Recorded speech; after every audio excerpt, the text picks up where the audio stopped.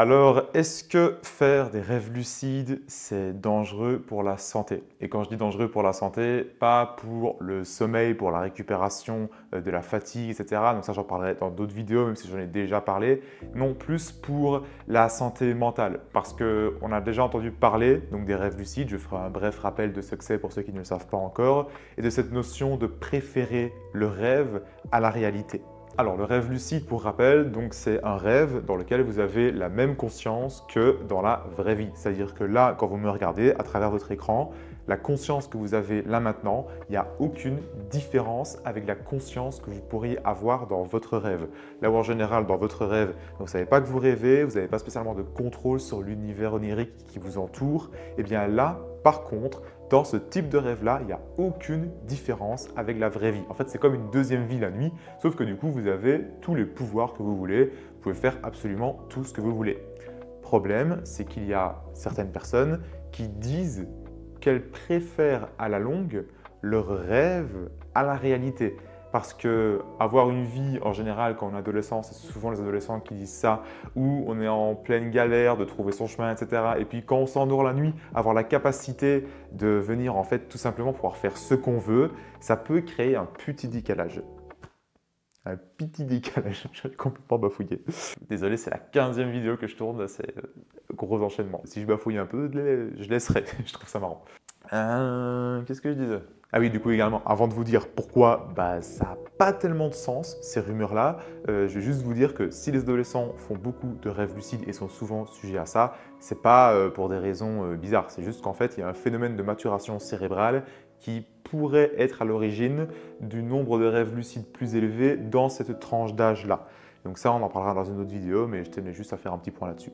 Alors pour cette vidéo qui sera assez courte, on va avoir deux situations. La première, c'est les personnes qui ont peur, en faisant des rêves lucides, de préférer le rêve à la vraie vie, et j'expliquerai pourquoi c'est pas possible.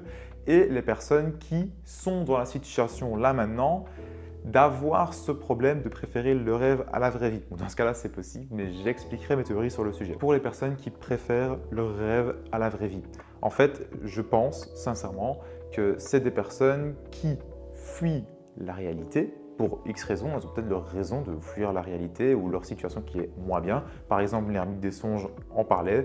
Pour lui, le rêve lucide au début, c'était un échappatoire à la réalité. Mais moi, ce que je pense, c'est que ces personnes qui sont là-dedans n'ont pas encore assez pratiqué le rêve lucide. Et c'est pour ça qu'elles sont un peu coincées dans ce entre-deux. Je viendrai là-dessus juste après.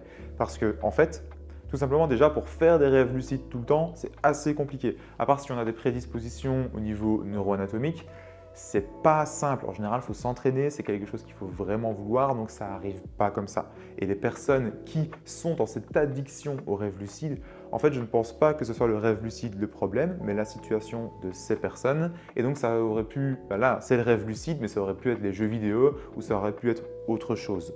Donc ça, c'est un premier point. Ça existe, mais chez les personnes chez qui ça existe, je ne pense pas que ce soit le rêve lucide le problème. C'est plus la situation dans laquelle ces personnes sont. Et voilà, il faudrait qu'elles se fassent aider. Et puis, il y a des périodes de vie où c'est plus difficile comme ça, mais bon, voilà, on finit toujours par trouver son chemin.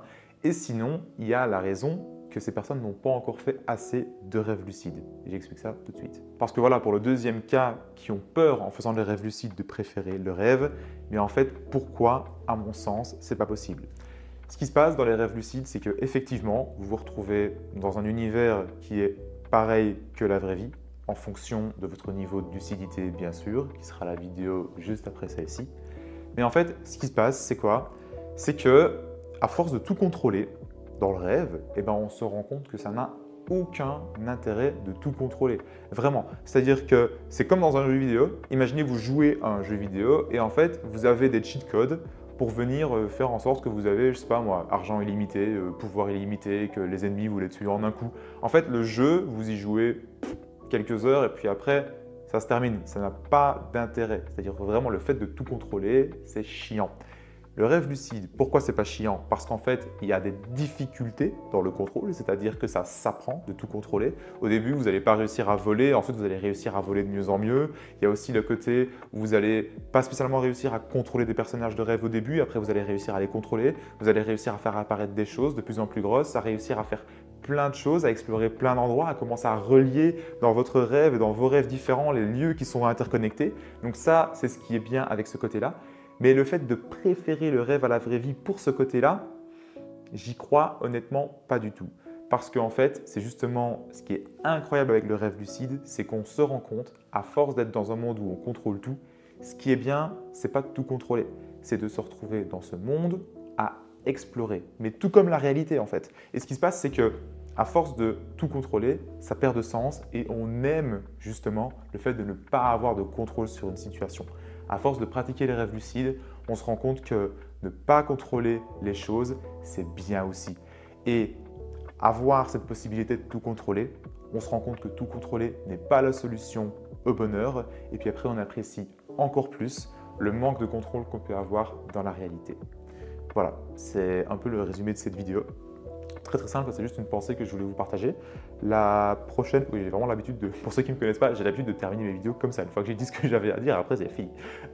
Pour ceux qui sont intéressés, dans la prochaine vidéo, je parlerai des niveaux de lucidité, donc de ces différents niveaux de conscience qu'on peut avoir dans un rêve.